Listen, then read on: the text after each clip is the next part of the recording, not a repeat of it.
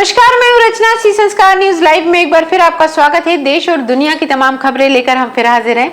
आइए आपको लिए चलते हैं 10 मिनट में 10 खबर पर।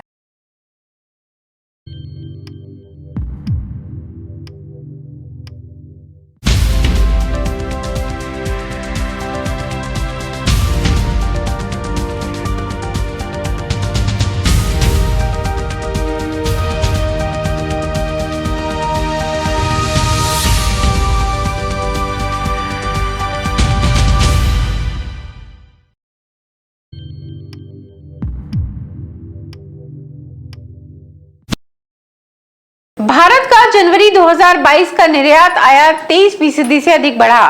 भारत का माल निर्यात जनवरी 2022 में बढ़कर 34.06 अरब डॉलर हो गया, जो सालाना आधार पर 23.69% अधिक है।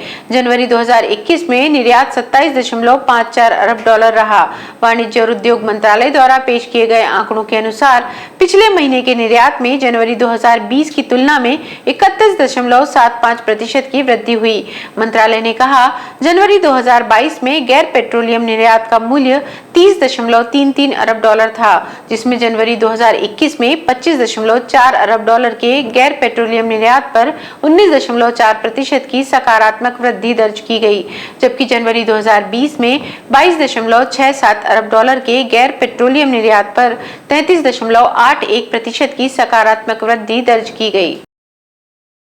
वायु प्रदूषण के लिए 460 करोड़ रुपए, बाघों के लिए 300 करोड़ रुपए आवंटित। वित्त वर्ष 2022-23 के बजट में पर्यावरण, वन और जलवायु परिवर्तन मंत्रालय के आवंटन में बाघ, वायु प्रदूषण, वन्य जीव प्रबंधन और तटीय विकास पर ध्यान दिया गया है। मंत्रालय को 2022-23 के बजट में कुल 3030 करोड़ रुपए मिले हैं, जो 21-22 में 2869.9 करोड़ रुपए था और 2013-14 में 2630.2 करोड़ रुपए था। इसने 2016 में एक राष्ट्रीय स्वच्छ वायु कार्यक्रम शुरू किया था।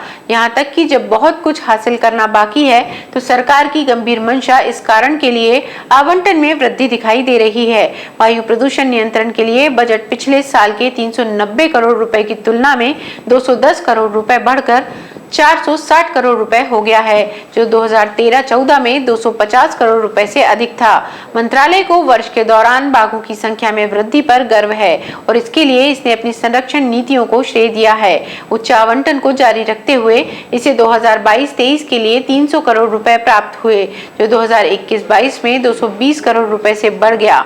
सहयोग से उस दिन जब WWF टाइगर्स द्वारा बाघों के लिए अंतर्राष्ट्रीय चंद वर्ष शुरू किया गया था। वन पारिस्थितिकी तंत्र में प्रमुख प्रजातियों बाघों के संरक्षण के लिए मंत्रालय को पिछले कुछ वर्षों से बढ़ी हुई धनराशि प्राप्त हो रही है। आवंटन 2020-21 में 195 करोड़ रुपए से अधिक है, जो कि प्रधानमंत्री नरेंद्र मोदी की सरकार के पहले वर्ष 2014-15 में 175 करोड़ रुपए से अधिक था। इसी तरह वन्य जीव आवासों के एकीकृत विकास के लिए 2022-23 के लिए आवंटन 510 करोड़ रुपए था, जो 2021-22 में 414 करोड़ रुपए था। यूपी का चुनावी घमासान, विधानसभा अध्यक्ष को नहीं मिला टिकट। भारतीय जनता पार्टी ने उत्तर प्रदेश विधानसभा अध्यक्ष हृदय नारायण दीक्षित को टिकट देने से इनकार कर दिया है। पार्टी का फैसला इस बात को देखते हुए आया है कि दिग्गज नेता 75 वर्ष की उम्र पार कर चुके हैं। दीक्षित अपनी भगवंत नगर सीट पर अपने बेटे के लिए टिकट की पैरवी कर रहे थे, लेकिन बीजेपी ने आशुतोष शुक्ला को मैदान में उतारा है। इस बीच उत्तर प्रदेश के कानून मंत्री ब्रजेश पाठक, जो 2017 में लखनऊ सेंट्रल से जीते थे, उन्हें लखनऊ छावनी में स्थानांतरित कर दिया गया है, जिससे भाजपा के मौजूदा विधायक सुरेश तिवारी को टिकट नहीं दिया गया है। लखनऊ सेंट्रल से रजनीश गुप्ता को टिकट दिया गया। पाठक के टिकट की घोषणा के साथ ही बीजेपी के अर्पणा यादव को इस सीट से उतारने की अटकलों पर विराम लग गया है। इस सीट पर भाजपा सांसद रीता बहुगुणा जोशी की भी नजर थी, जो चाहती थी कि उनके बेटे मयंक जोशी इस सीट से चुनाव लड़ें। उत्तर प्रदेश की मंत्री स्वाति सिंह, जो कई विवादों में घिरी हुई हैं, उन्हें उनकी सरोजनी नगर सीट से टिकट से वंचित कर दिया गया है, जिसमें अब ईडी के पूर्व संयुक्त निदेशक राजेश्वर सिंह नए उम्मीदवार हैं। राजेश्वर सिंह उम्मीदवार घोषित होने से एक दिन पहले ही भाजपा में शामिल हुए थे। सुरेश पुजारी ने कहा, आम बजट राय है कि आम जनता से मध्यम वर्ग को इस बजट में कोई राहत नहीं दी गई है। आप इस बजट को कैसे देखते हैं? इसका जवाब दिया गया कि ये बजट विपरीत परिस्थितियों में बनाया गया है। इस समय पूरी दुनिया कोरोना की तीसरी लहर से जूझ रही है। भारत में कोरोना की वजह से लगभग 2 साल से व्यापक नुकसान हुआ है, तो उसकी पूर्ति के लिए इस बार केंद्र की ओर से जो बजट लेकर आया गया है, खास तौर पर किसानों के लिए, विकास के कामों के लिए, छात्रों के लिए, रेलवे के सेक्टर में बहुत कुछ ऐलान किया गया है। सबसे बड़ा मुद्दा जो चर्चा में था वो बेरोजगारी का था। इस बजट में उसका भी हल किया गया है। बजट में स्टार्टअप इंडिया के तौर पर 60 लाख युवाओं को रोजगार देने का प्रावधान किया गया है। जो युवा उद्योग के क्षेत्र में आना चाहते हैं उनके लिए नए ऐलान किए गए हैं। खासतौर पर लोन लेने के लिए कई रियायतें भी दी गई हैं। डिजिटल बैंकिंग को लेकर के नए ऐलान किए गए हैं। उन्होंने कहा, मैं इस बजट को 10 में से 10 नंबर देता हूं। यूपी का चुनावी घमासान, लखीमपुर खीरी के किसान नोटा विकल्प का उपयोग करेंगे। शामली जिले के एक गांव के निवासियों के बाद अब लखीमपुर खीरी के किसानों ने उत्तर प्रदेश विधानसभा चुनावों में नोटा विकल्प का उपयोग करने का फैसला किया है। किसानों ने कहा कि वे विभिन्न राजनीतिक दलों द्वारा दिए गए धोखे के बाद ऐसा करने जा रहे हैं। स्थानीय किसान गुरविंदर सिंह ने कहा कि कुछ पार्टियों ने हमें धोखा दिया है, जबकि अन्य अप्रभावी साबित हुए हैं। उन्होंने कहा कि हमें किसी भी राजनीतिक दल से कोई उम्मीद नहीं है। भाजपा, सपा और कांग्रेस ने उन्हें झूठे आश्वासन दिए और चुनाव के दौरान हमें वस्तुओं के रूप में इस्तेमाल करना चाहते हैं। 3 अक्टूबर को लखीमपुर खीरी के तिकुनिया गांव में किसानों के विरोध प्रदर्शन के दौरान हुई हिंसा में 4 किसानों समेत 8 लोगों की मौत हो गई थी। बजट के एक दिन बाद पॉजिटिव नोट के साथ खुले शेयर बाजार। केंद्रीय बजट 2022-23 पेश किए जाने के एक दिन बाद 30 अंकों का संवेदनशील सूचकांक बुधवार को सुबह के कारोबार के दौरान सकारात्मक नोट पर खुला। बीएसई का सेंसेक्स 59,293.44 अंक पर खुला और 59,441.72 के उच्च स्तर को छुआ। सेंसेक्स ने 59,193.05 अंक के निचले स्तर को छुआ। सेंसेक्स पहले 58,862.57 अंक पर बंद हुआ था। सेंसेक्स 542.91 अंक या 0.92% की तेजी के साथ 59,405.48 अंक पर कारोबार कर रहा है। दूसरी ओर नेशनल स्टॉक एक्सचेंज में व्यापक 50 निफ्टी वाले 17,576.85 अंक पर बंद होने के बाद 17,706.20 अंक पर खुला। सुबह निफ्टी 17,719.55 अंक पर कारोबार कर रहा है। जम्मू कश्मीर लद्दाख में मौसम ने ली करवट, बर्फबारी के आसार। जम्मू कश्मीर और लद्दाख में बुधवार को रात के तापमान में गिरावट दर्ज की गई।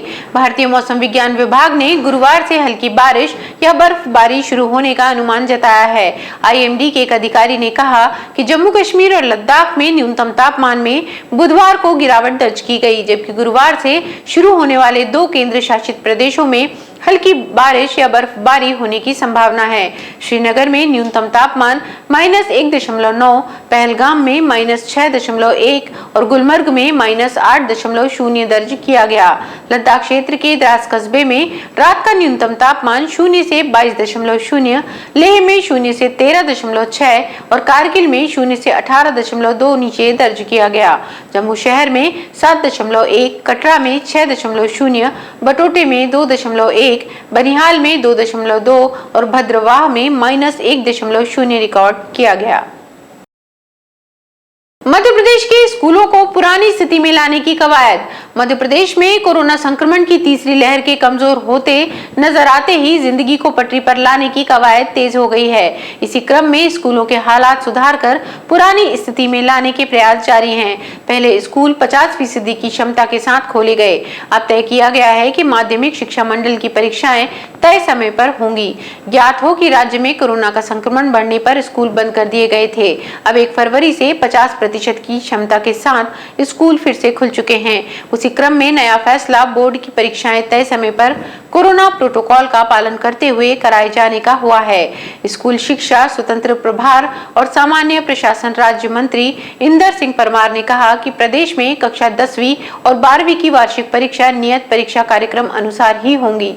माध्यमिक शिक्षा मंडल से संबद्ध सभी विद्यालयों में कक्षा 10वीं की परीक्षा 18 फरवरी और कक्षा 12वीं की परीक्षा 17 फरवरी 2022 से आयोजित की जाएगी। सभी विद्यार्थी पूरे मनोयोग, उत्साह और मेहनत से परीक्षा की तैयारी करें। भारत में कोरोना मामलों में 3.4% की कमी। बीते 24 घंटों में मिले 1.61 लाख नए केस। भारत में बुधवार को बीते 24 घंटों में कोरोना के 1,61,386 नए मामले सामने आए, जो पहले के 1,67,059 मामलों की तुलना में 3.4% कम है। बीते 24 घंटे में 1,733 मौतें भी हुई, क्योंकि केरल ने 1,063 मौतों का एक बैकलॉग जोड़ा है, जिससे मरने वालों की संख्या बढ़कर 4,97,975 हो गई है। सबसे अधिक मामले दर्ज करने वाले शीर्ष 5 राज्यों में केरल में 51,887 मामले सामने आए हैं। इसके बाद तमिलनाडु में 16,096 मामले, महाराष्ट्र में 14,372 मामले, कर्नाटक में 14,366 मामले और गुजरात में 8,338 मामले शामिल हैं। इस बीच कोरोना के सक्रिय मामलों ने 16,21,603 पर मामूली गिरावट दर्ज की है। देश में पॉजिटिविटी रेट 3.90% है। बीते 24 घंटों में 2,81,109 मरीजों के ठीक होने से रिकवर होने वाले लोगों की संख्या बढ़कर 3,95,11,307 हो गई है। भारत की रिकवरी रेट 94.91% है। आंध्र प्रदेश के जिन्ना टावर को तिरंगा कलर में रंगा गया। आंध्र प्रदेश के प्रतिष्ठित जिन्ना टावर को राष्ट्रीय तिरंगे में रंगा गया है। ये टावर पाकिस्तान के संस्थापक मोहम्मद अली जिन्ना के सम्मान में नामित किए जाने के कारण लंबे समय से विवादों में घिरा हुआ है। सांप्रदायिक पिच को बढ़ाने के प्रयासों को दबाने के लिए गुंटूर नगर निगम ने मंगलवार को संरचना को भारतीय ध्वज के रंगों में रंग दिया और संरचना के चारों ओर लोहे की बाड़ लगाई। हिंदू संगठनों और भाजपा द्वारा बार-बार टावर का नाम बदलने या इसे ध्वस्त करने की मांग की गई है। इस तरह का नया प्रयास इस वर्ष 26 जनवरी गणतंत्र दिवस पर किया गया था, जब लोगों के एक समूह ने टावर पर धावा बोलने और उसके ऊपर राष्ट्रीय ध्वज फहराने की कोशिश की थी। भाजपा की राज्य यूनिट ने पूर्व राष्ट्रपति एपीजे अब्दुल कलाम के सम्मान में टावर का नाम बदलने की मांग को लेकर ज्ञापन सौंपा था। आप देख रहे थे 10 मिनट में 10 खबर। अन्य खबरों के लिए बने रहिए हमारे साथ सी संस्कार न्यूज लाइव पर।